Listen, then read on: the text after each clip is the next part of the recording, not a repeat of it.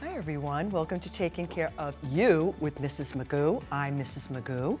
I haven't been around in a while. I had to take a little break, but I'm back now and we have a great show for you today.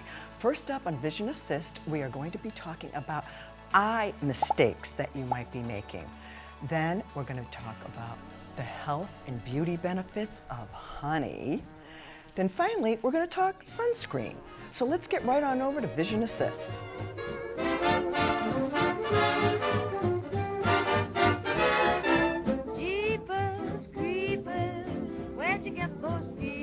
Okay, so let's talk about some things that you may be doing wrong when it comes to your eye care. Okay, mistake number one, you don't make annual visits to your eye doctor.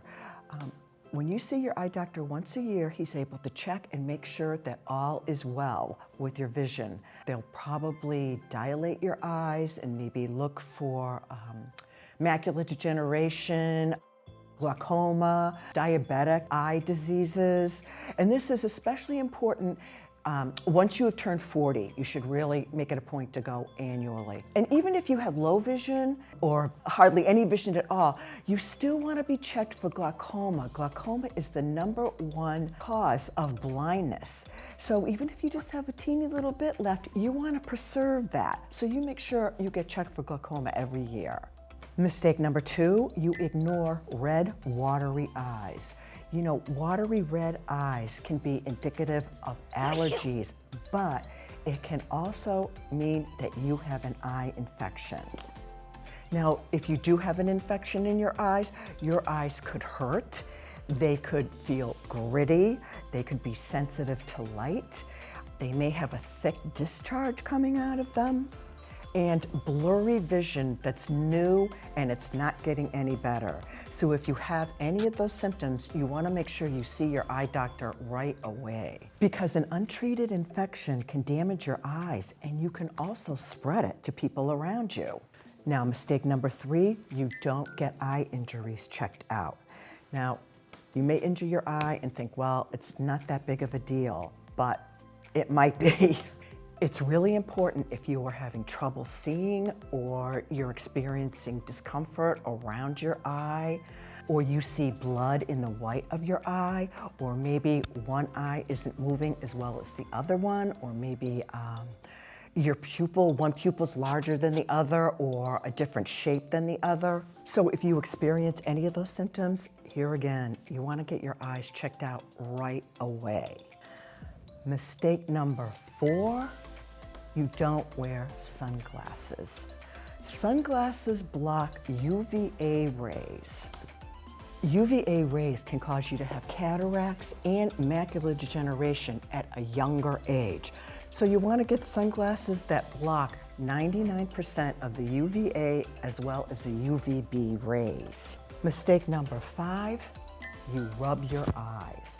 Now this can irritate your eyes and it can also damage blood vessels.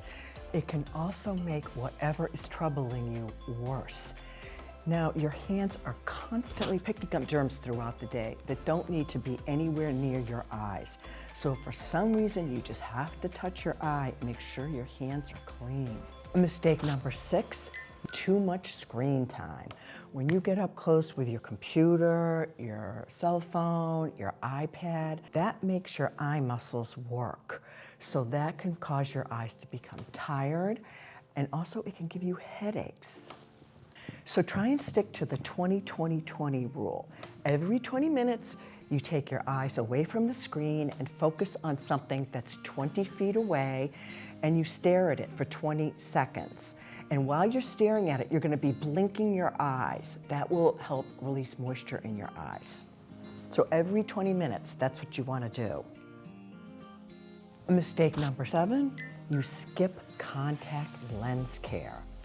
You should always clean your lenses with a solution that's been recommended by your doctor.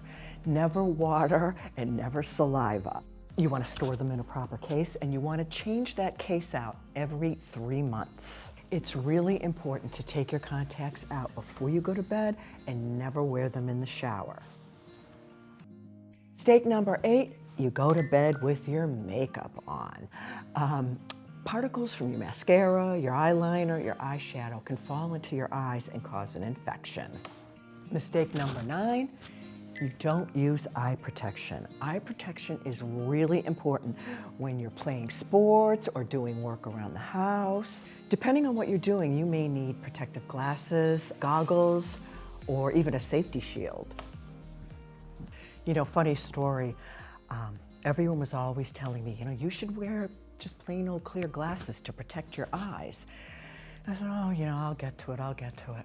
Well, one day I was walking down my driveway to get the mail, and I dropped my white cane, and I went to pick it up, and I got a tree limb stuck in my eye, and it hurt. So what happened was I ended up scratching my cornea, and when your cornea is scratched, it feels like there's something stuck in your eye, even though there isn't. So your eye constantly waters trying to remove this object that isn't there. So really, my eye probably watered for a day and a half. It was very uncomfortable. So I said to myself, maybe it's time to get some eye protection. So I got these glasses. They're frames, and they just have clear lenses. I got them at Amazon, and I think they were probably around $10. So if I had been wearing these when I dropped my white cane, I could have saved myself a lot of aggravation. Mistake number 10, you don't know your family eye history. It's really important for your doctor to know if any eye conditions run in your family.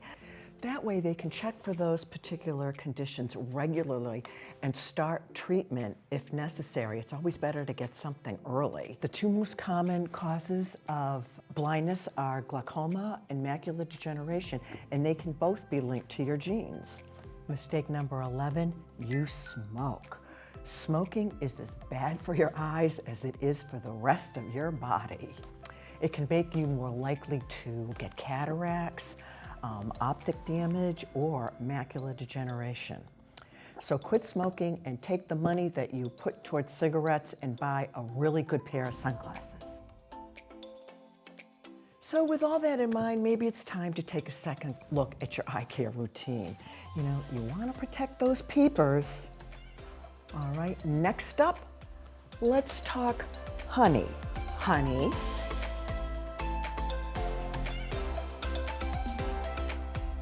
Okay, honey.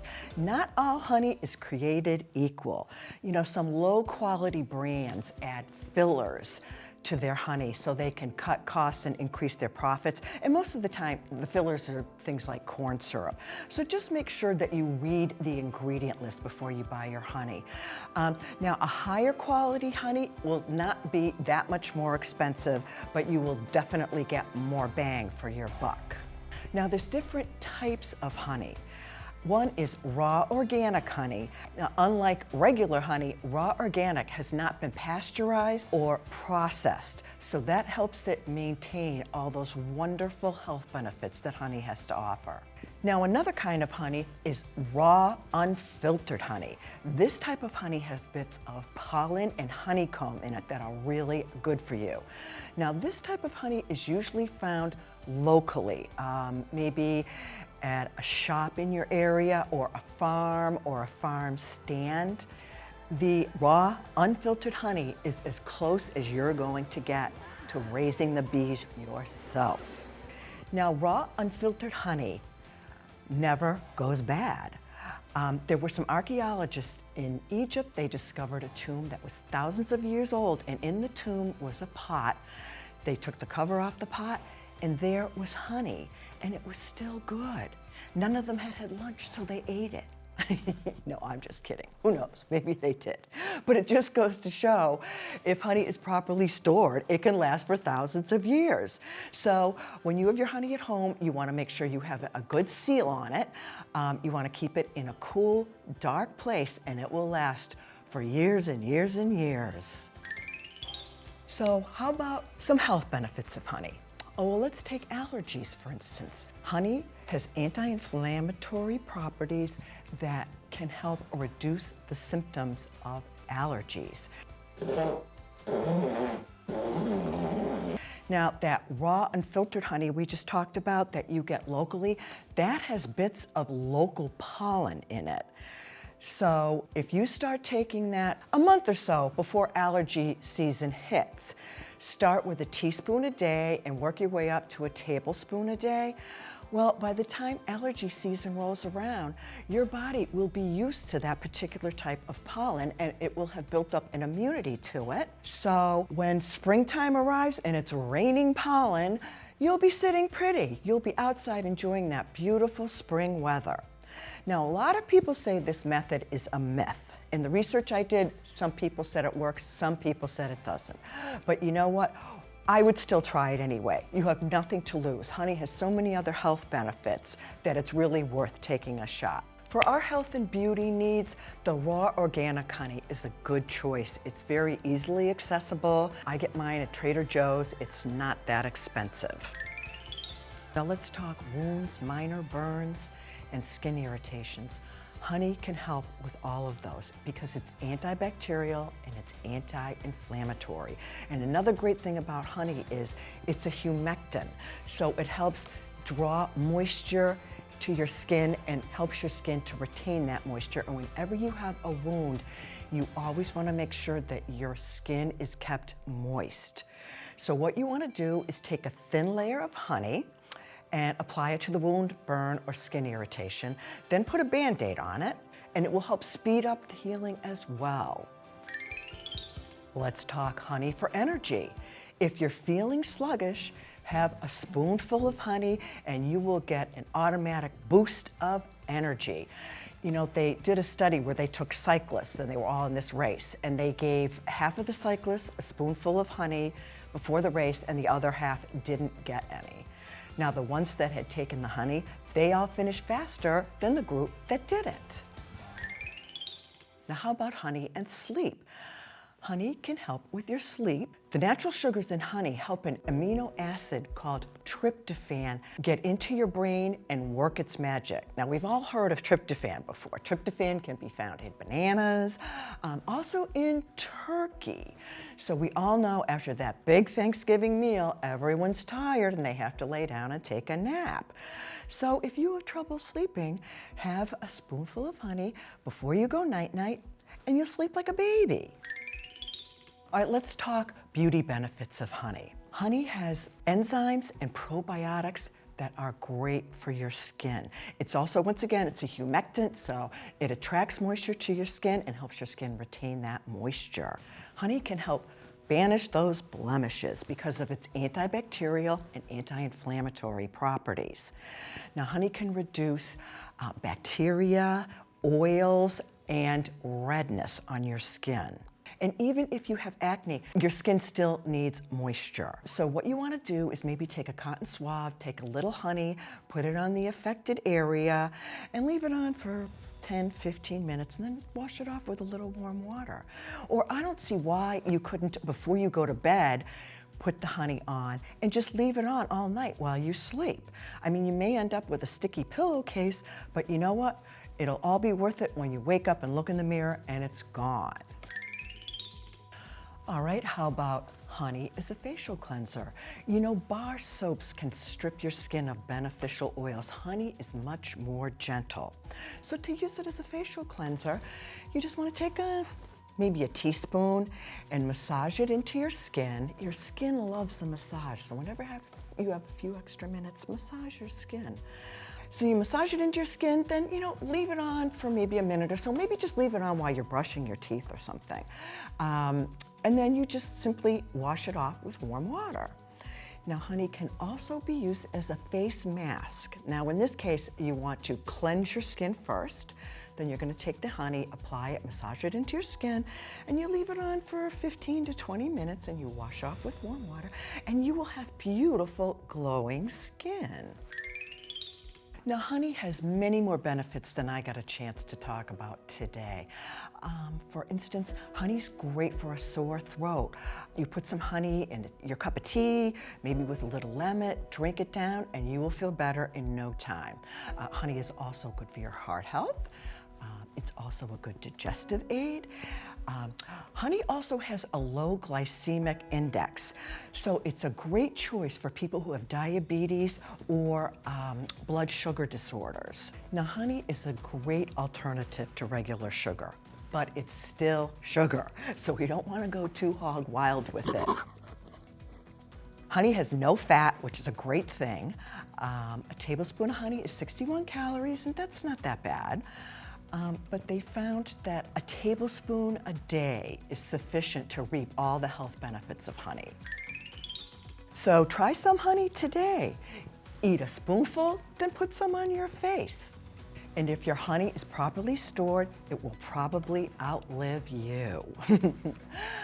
Coming up next, we're revisiting a segment we did on sunscreen, different types of sunscreen, best way to use them, et cetera, et cetera. So watch this. So sunscreen, let's talk about application. You know, the sun's rays are the strongest between 10 in the morning and 3 in the afternoon. So if you can avoid being in the sun for those hours, that's great. If you can't, then make sure you wear your sunscreen. The most important thing about sunscreen is to wear enough of it. The Cancer Foundation recommends that you wear a golf ball size of sunscreen and you reapply it every 2 hours. Most people only apply 25 to 50% of the amount of sunscreen that they need to protect them. A higher SPF sunscreen will not protect you for a longer period of time. The Skin Cancer Foundation recommends that you wear an SPF 30, which will protect you from 97% of UVB rays up to a maximum of 50 SPF, which will protect you from 98% of UVB rays. It's kind of interesting, between a 30 SPF and a 50 SPF, there's only 1 point difference. So if you can't get a 50 SPF, I wouldn't worry about it. I'd feel very safe with a 30 SPF. But no matter what SPF you get, you have to reapply it every couple of hours. When you use a spray sunscreen, you want to spray it into your hand and then apply it to your body.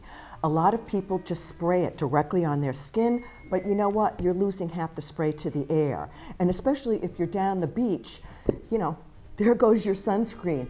Gone with the wind, bye-bye. So always put it in your hand and then apply it to your skin. Don't forget to get your ears, your lips, and your scalp covered with sunscreen. They are just as susceptible to skin cancer as all the other areas of your body. Now, instead of applying sunscreen to my scalp, I wear a hat instead. It's a little bit less messy. But if you're bald, go for it. Slather it right on there. Put on your sunscreen before you get dressed. That way, you're going to be able to cover every area and you're not going to miss any spots. Most clothing does not protect you from the sun. If you can hold up a piece of fabric and see through it, well, then the sun can get through it too. And I made that mistake. My husband and I were on vacation and I had an outfit. It was like a t-shirt and shorts. They were this nice, cool, light cotton material. They were so comfortable. But unfortunately, I got sunburned right through my clothing. So don't count on your clothing to protect you. Okay, chemical sunscreens. Now, your skin is your largest organ, and whatever you put on it is going to get absorbed directly into your bloodstream. Now, with chemical sunscreens, you spray it on and it absorbs into your skin and it scatters the sun's rays. That's how those active ingredients work. Some of the ingredients in chemical sunscreens, like homosalate or oxybenzone, have been linked with hormone disruption, organ system toxicity, and just a lot of other nasty side effects. Oxybenzone has been known to kill coral reefs. Now, if it can destroy coral reefs, can you imagine what it can do to your skin?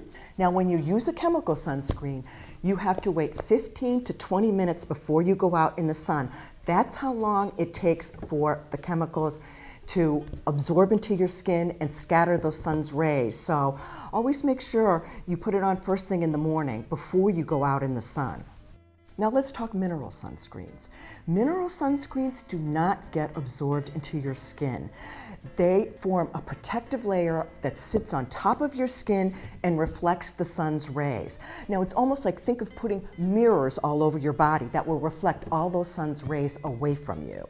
So mineral sunscreen offers immediate protection. You do not have to wait for it to absorb into your skin. You can put it on and go right out in the sun. Most chemical sunscreens only protect you from UVB rays. However, mineral sunscreens protect you from UVB and UVA rays. Now those UVA rays are associated with premature aging. Ugh, we don't want that. Also, mineral sunscreens are better for the environment. Now you can find most mineral sunscreens, you can find them online, on Amazon. You can also find them in your local drugstore. There's a few brand names like CeraVe, which is spelled C-E-R-A-V-E. Neutrogena makes a mineral sunscreen. Aveeno also makes one, and Coppertone even makes one. It's called Defend and Care Clear Zinc Mineral Sunscreen. So those are all available at your drugstore. So mineral sunscreen, chemical sunscreen. Choose whichever's best for you, but put it on and get out there and enjoy the sun in the summer.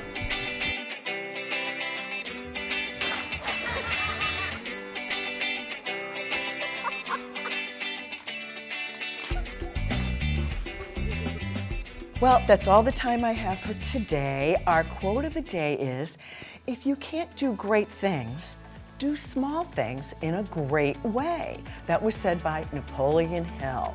Thanks everybody for spending some time with me today. It's great to be back. I hope you had some fun and maybe learned a thing or two. And please don't forget to take the time to take care of you. I will see you next time. Bye for now, everyone.